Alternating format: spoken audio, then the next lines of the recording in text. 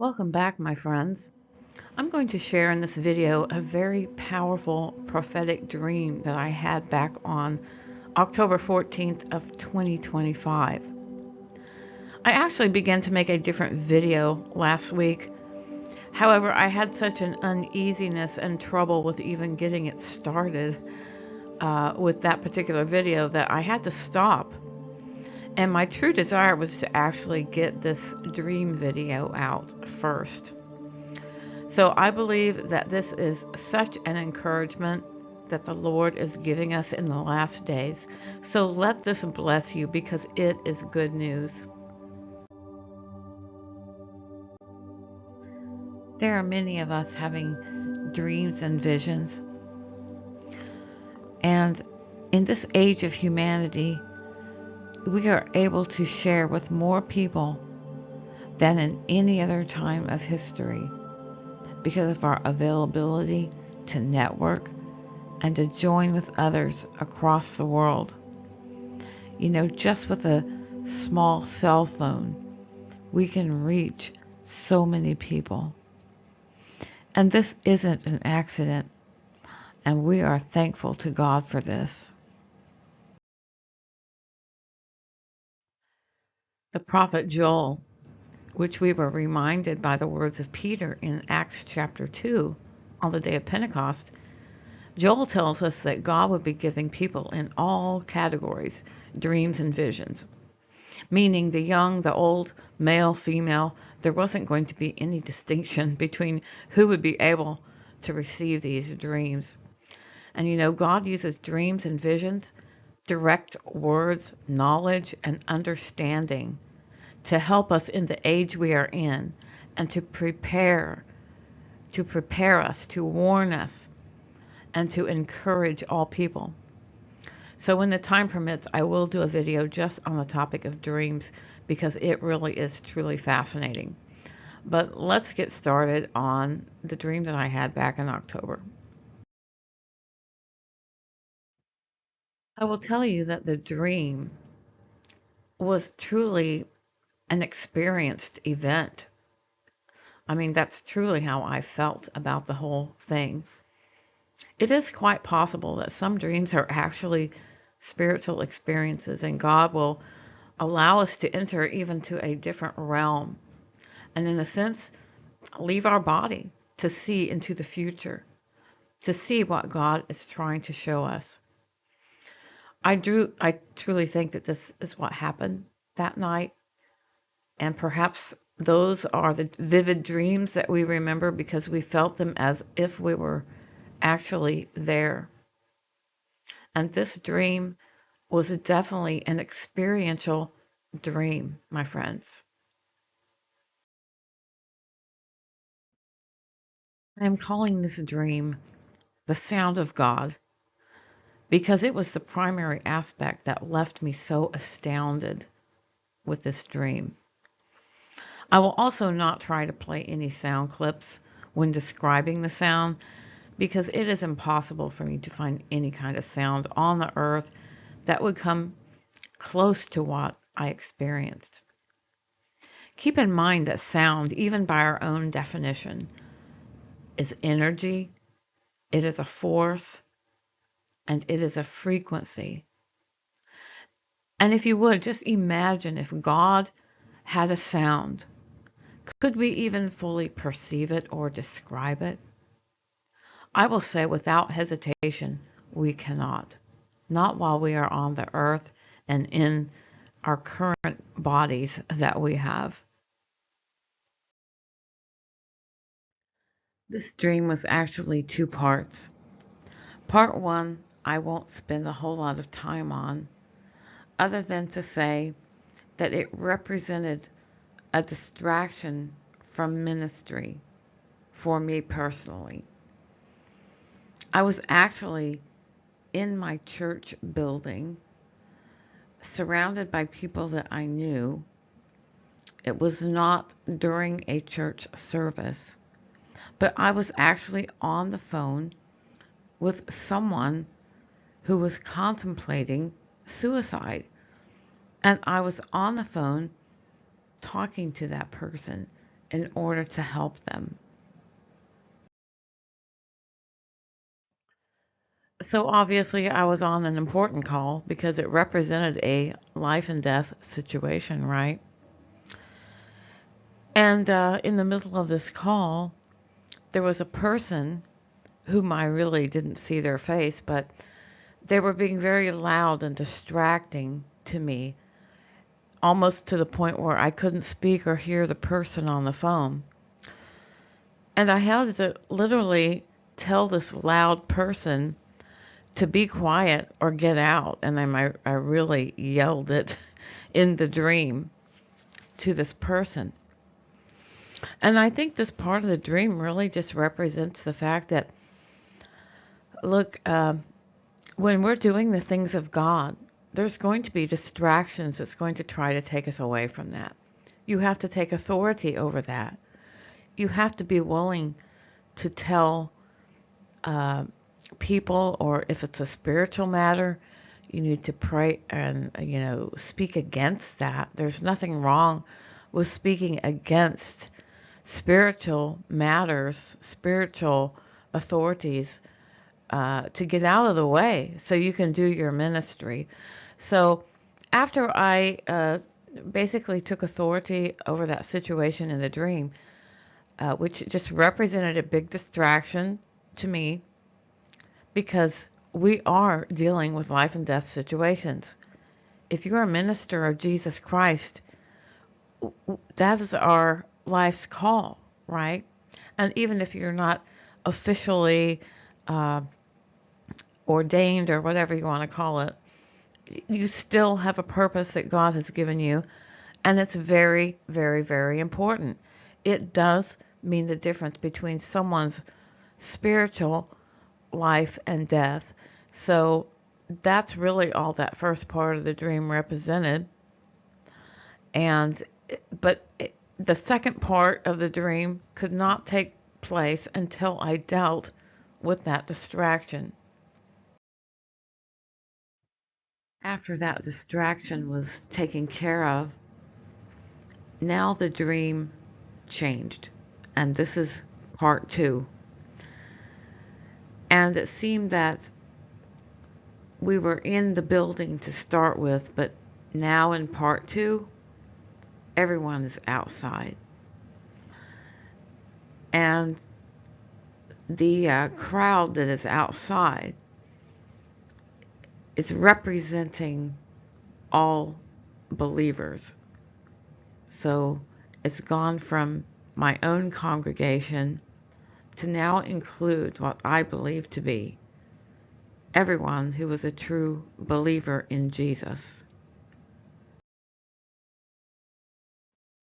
I will be sharing and reading to you the journal entry that I made about 2 or 3 days later after having this dream.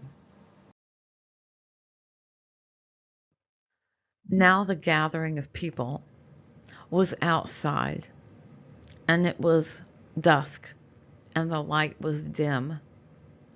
I began to hear some sort of sound in the spirit, possibly through my physical ears as well.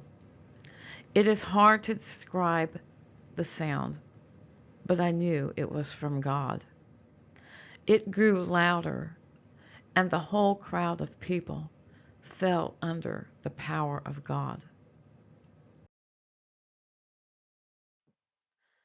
Everyone was laying down on the ground as this humming vibration passed over us.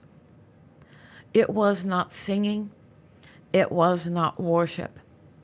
It was just a heavenly sound that my memory struggles to define. The sound was passing over us, and at the climax of the sound manifestation, it seemed to envelop everything in the physical as well as in the spirit. The sound was a presence in itself. It was as if God gave us a sound to announce that He was here, but it was still restrained because there would be no way for us to survive His full presence. Every part of my being experienced the sound. I seemed to be the only one standing up, but I was focused upward toward the heavens. As I looked up, I saw the physical evidence of what had just passed over us. I proclaimed, "Hallelujah!" He left tracks. The sky had what appeared to be strange, cloud-looking track formations which covered the entire sky. Then I said, "Hallelujah," again, but this time when I said it, the whole congregation, as they were laying face down on the ground, in complete unison, also shouted it with me. We were one voice, and it was spectacular. I wondered how all of the people would know when I would release my hallelujah, but each time I did, we said it as one voice because we were all speaking in unison by the Holy Spirit. I said it again 3 or 4 times, and every time I shouted hallelujah, we all spoke in unison. And it was then that I woke up from this dream. And as has happened many times before, when I get these very powerful dreams, the presence of the Holy Spirit was all over me. It was very, very strong.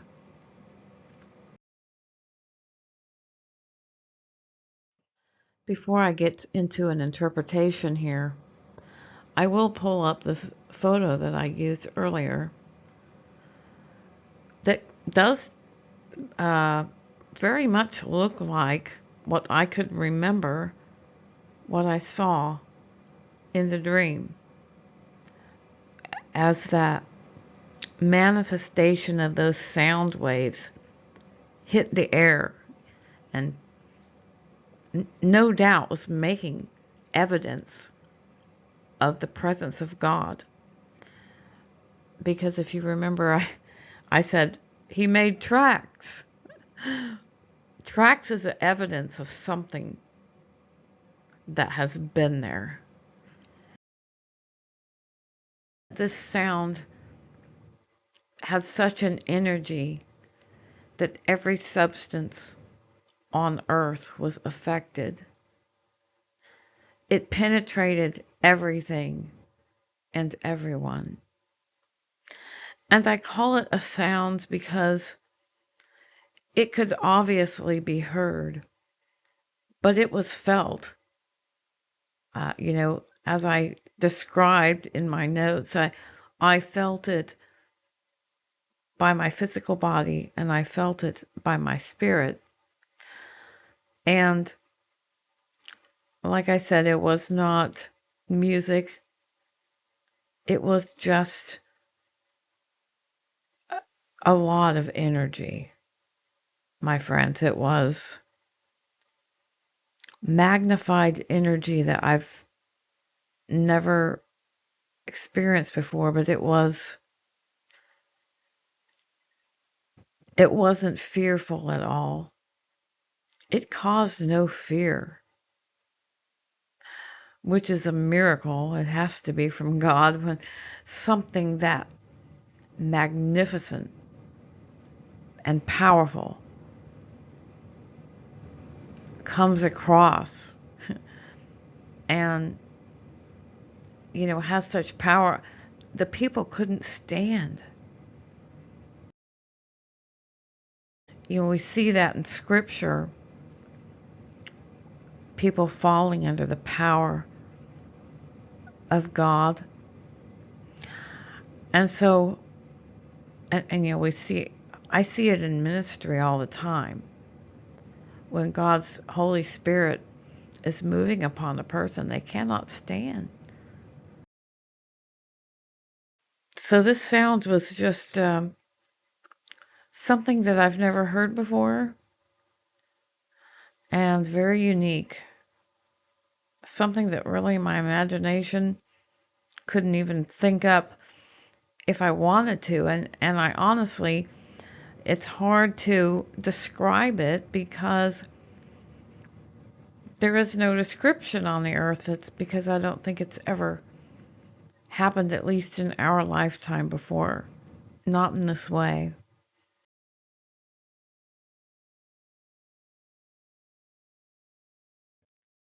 So, what does this mean? What was the message of this dream? Well, my friends, it seems to be very clear to me. And it's not highly symbolic at all, really. I take it as quite a literal dream. And I plan to do a video just about biblical or godly dreams at another time. I wanted to do that. I've wanted to do that for a very long time. But I am just going to get into what I believe has a definite scriptural basis and what I am taking this dream to mean and what its implications are for us today. That dream represented a move of God over the entire earth, and it will affect all believers in a mighty way. The whole earth will know it, and the sound vibration will be heard and felt by everyone. Now, I did not see unbelievers' response to this in my dream. Everyone that was around me was just fallen to the ground and they were praising God. I did not get the sense that this represented all of mankind. But the important thing to notice in the dream was that when when God's presence moved over the earth, the people reacted in unity. And we know by scripture that unity comes by the Spirit, the Holy Spirit. So this now reveals to me something that I will show to you in scripture. Do you remember that Jesus actually spoke a very powerful prayer in John chapter 17, the Gospel of John? And the prayer was for the unity of all believers. Now, this whole chapter is very good. I encourage you to read that on your own. But I'm going to take you to some specific passages that speaks about this prayer. And my friends, if any prayer in history is going to be answered, do you not think it's going to be the prayer of Jesus Christ himself? I certainly believe that that prayer is going to be answered.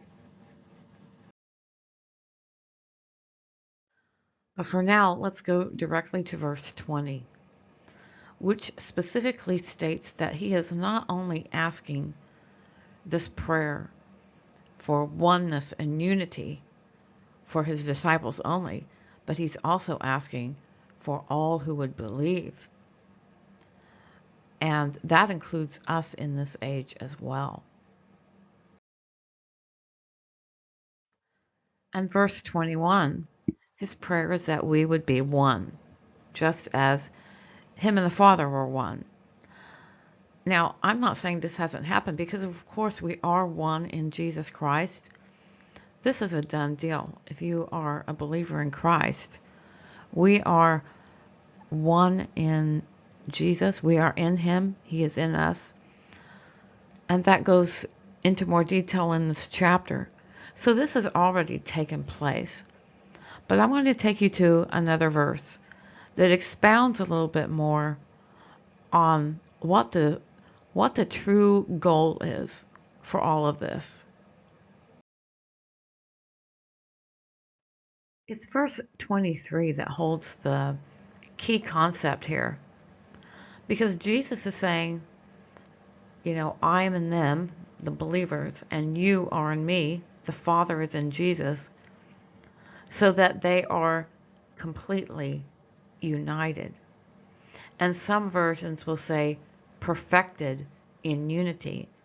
And that perfected is referring to maturity, completeness, a fullness. You can go and look at various translations. But Jesus is asking for a perfection, a complete unity, a complete oneness in this verse.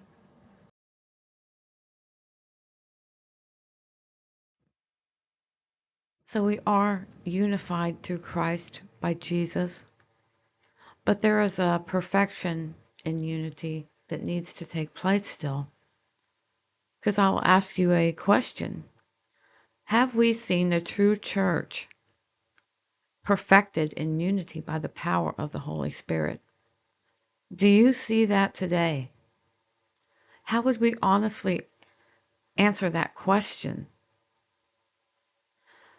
I think there's no doubt that as a whole, this is not a condemnation, but it's a matter of maturing.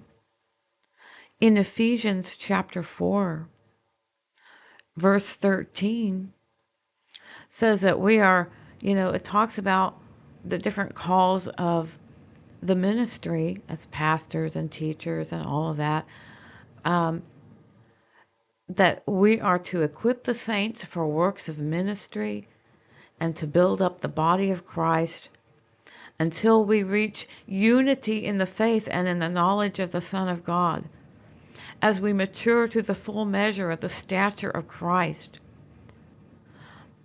My friends, I don't see that yet. And I'm not saying that as a negative. I'm saying it as a positive, that there is so much room for us to grow. There is so much more for us to see and accomplish by the Spirit of God. It's as if Paul is writing this verse for the end of the age. For the end of the age. Because it's almost written as a matter of fact. There's going to be some called to be apostles, some prophets, some evangelists, to equip the saints until until that's a definite point in the future, is it not? Until we reach unity in the faith and in the knowledge of the Son of God. My friends, I'm still increasing in the knowledge of the Son of God. I think we all are. And this is wonderful. But, we're called to keep striving for that. And I believe that the dream gave me a glimpse of that. Just a little glimpse of it. But my friends, I believe it is coming. Praise to Jesus. Praise his holy name. Now, aside from the powerful sound that I heard in the dream, the other powerful aspect was the sound of the unity of the people when they spoke together. A whole crowd of people, as far as the eye could see, was speaking in perfect unison, praising God. I did not hear one individual voice at all. We truly were one voice. And we were not even a millisecond out of step with each other. We have probably all heard a group of people in a stadium or a church, or perhaps just singing together. Even in an earthly sense, this unity is very satisfying to the ear. but now magnify that by the Spirit of God. This too was also very powerful.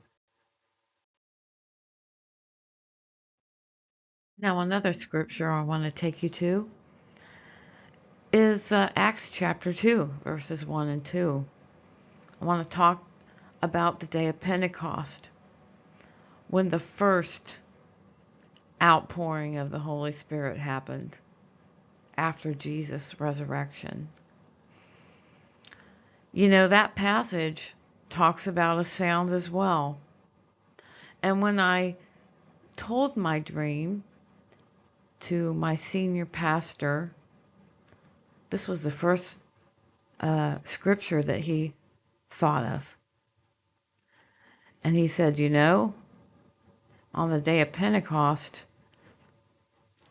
it didn't say in the scriptures that it was a mighty wind blowing through the house. It was a sound like a mighty wind.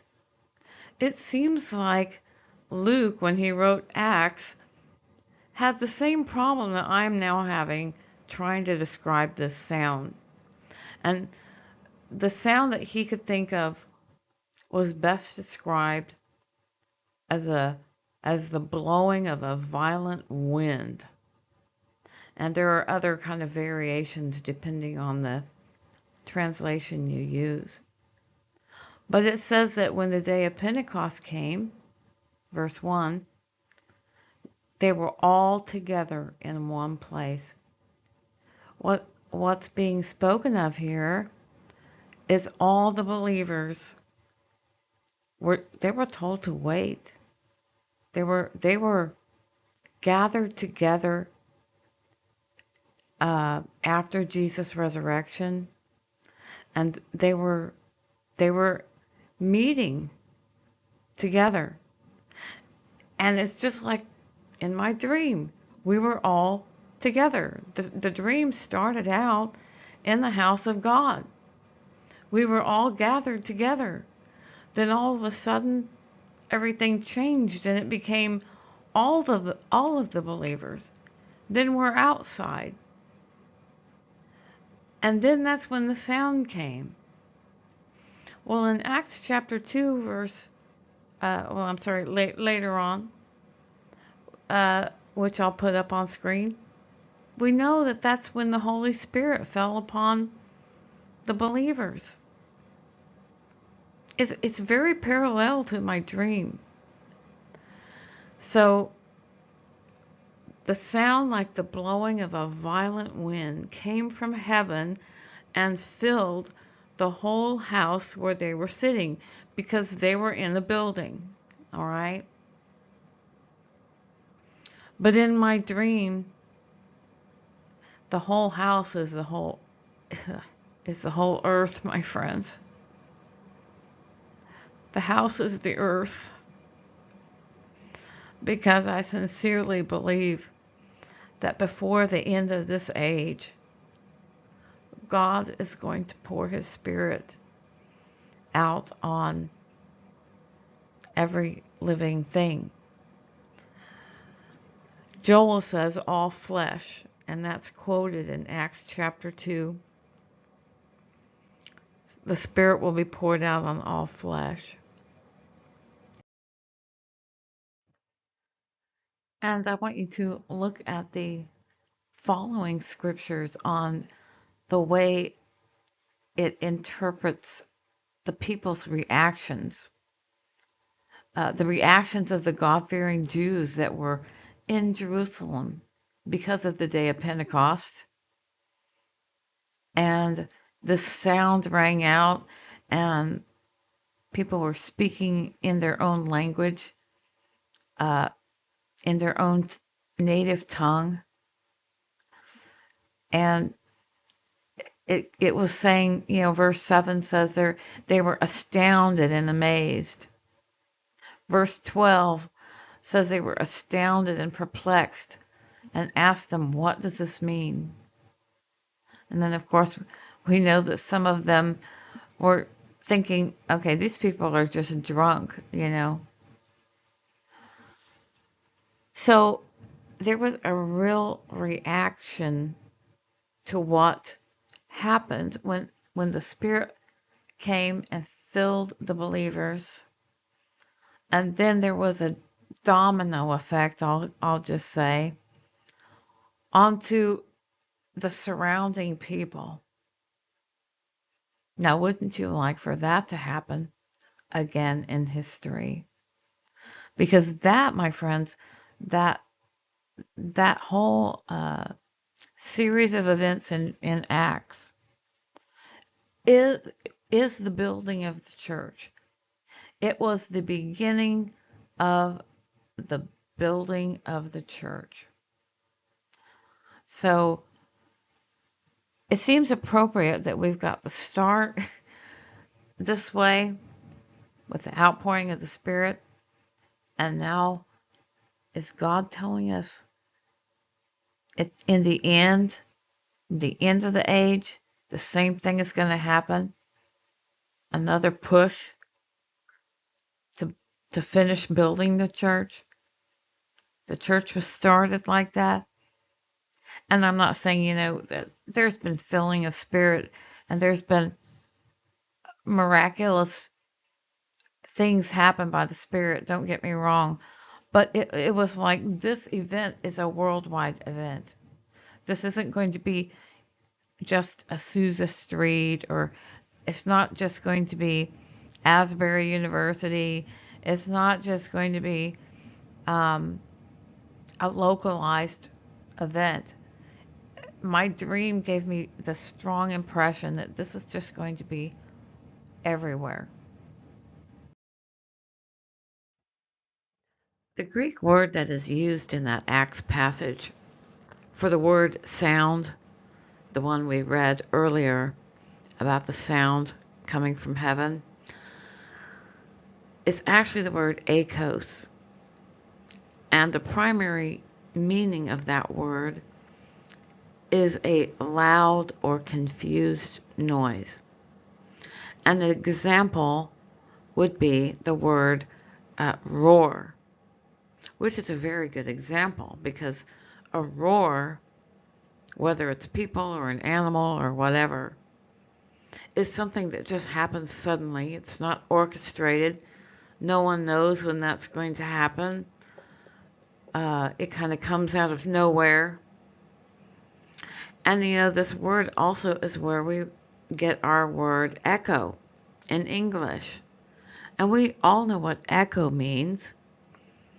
Echo is a reverberation. It's a sound that just, it grows and it reverberates and it bounces off of objects.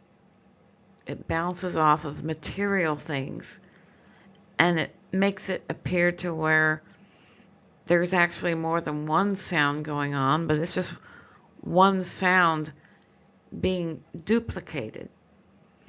And I will tell you, this is so fascinating because it really is a very good description of what I experienced.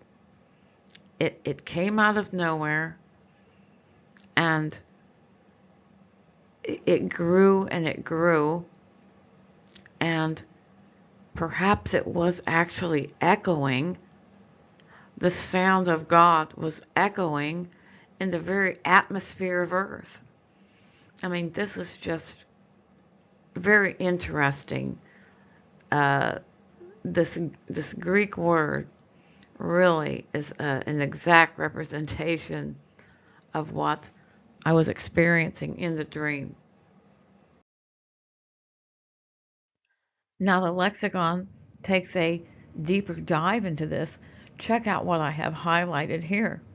That particular word, echoes, stresses the sheer impact of the sound itself, its volume, intensity, and capacity to elicit awe. Well, that pretty much described what I experienced in this dream.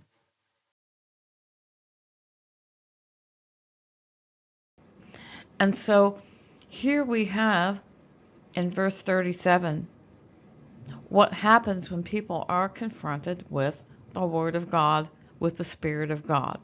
Remember, the Spirit of God, or I'm sorry, the Word of God is Spirit. That's what it says in the scriptures, that the Word of God, the Bible scripture passages, are actually spiritual in nature. And that's how they can cut to the heart, because that's exactly what it says. It says, when the people heard this, which was Peter preaching, they were cut to the heart and asked Peter and the other apostles, "Brothers, what shall we do?"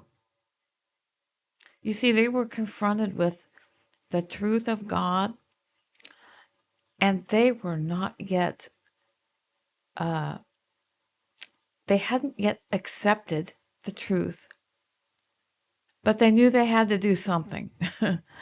They knew that they had to do something, because to stay in the state that they were in meant to reject the Almighty God and His Messiah.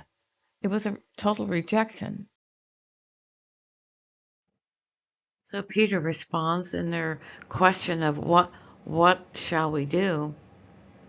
And just simply says, repent and be baptized, every one of you, in the name of Jesus Christ, for the forgiveness of sins, and you will receive the gift of the Holy Spirit.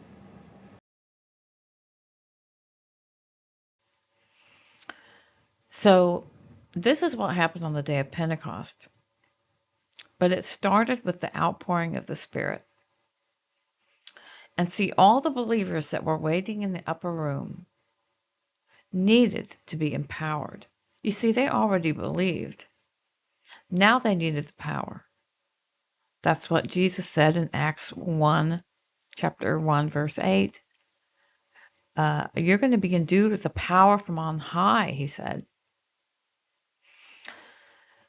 So they needed the power. And my friends, if the believers in Jesus Christ today, every single one of us on the earth, if we're not walking in the power of the Holy Spirit, we're going to be lacking some things that we need, okay? And so it seems to me that this dream had represented this major outpouring of the Spirit, and it was heard and it was felt, just like Acts chapter 2 records the day of Pentecost. But this is going to be a massive event. This has to be a massive event, because God is coming in and doing what He needs to do before the end of the end, okay? Before the final day. Now, the scriptures tell us that on the day of Pentecost, that the people that were filled with the Spirit, that were waiting there in that upper room, it states that it was about 120 people. So 120 people were representing the beginning of the church at that time.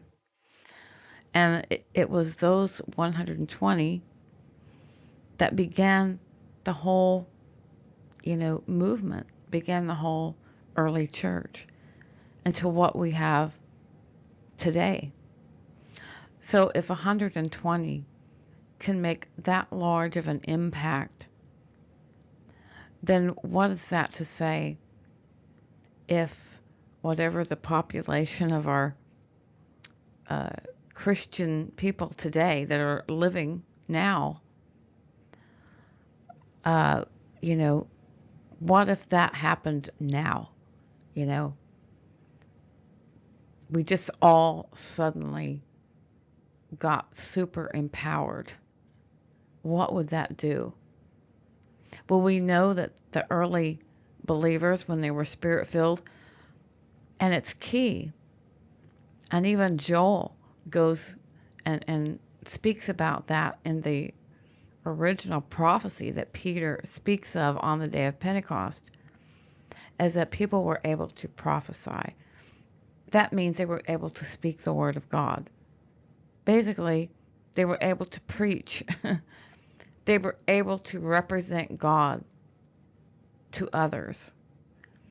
And so that was the purpose. So this kind of blows my mind. I mean, really, when you think about it, because if there's that powerful outpouring that's going to take place, then this is really going to turn the world upside down, my friends, because the 120 turned the world upside down in a good way. Amazingly, the more I look at that account in Acts, I see such a parallel with everything that was happening within the dream. First, there was a gathering of believers, then the mighty sound of God, the outpouring of the Holy Spirit happened. It led to the perfect unity of believers. There was both a tangible and spiritual evidence of God's presence. And that is what I perceived in the dream. The last 2 points that I have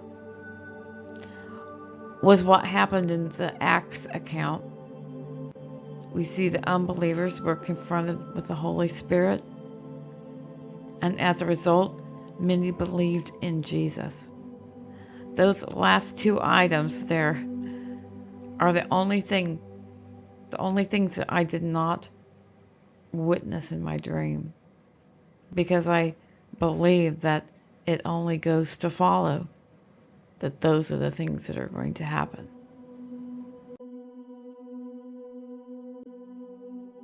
The rest of John 17:23 tells us what the whole purpose of this unity is for. The purpose of the oneness of the body of Christ, the true church, the purpose of being complete and mature in unity is, as I have underlined here, to let the world know that God sent Jesus Christ and that He loves them. That is the purpose. It's basically another iteration of John 3:16. So Jesus is praying, may they be brought to complete unity, to let the world know that you sent me and have loved them, even as you have loved me. With the same love that God had, the Father had for the Son, is the same measure that He loves us. So this is the purpose. And there are other prophetic passages in the scripture of things that have not yet happened. And I won't get into all of that yet, but there are these prophetic passages where you see these mighty moves of God happening. And God will say, it's so the world would know that I am the God of Israel. And so the world will know that I am God. And so this is just, it seems to be another one of those, God's going to do something to show the world. And He has done this in the past. He has done this before many times. And he started out with like the Israelites and all the signs and wonders that He did when He freed them from Egypt, Pharaoh. That's just one. The parting of the Red Sea, The flood, in essence, showed the world in a detrimental, judgmental way, but they were unrepentant at that point. But this has occurred over and over throughout human history, that God has shown himself to mankind.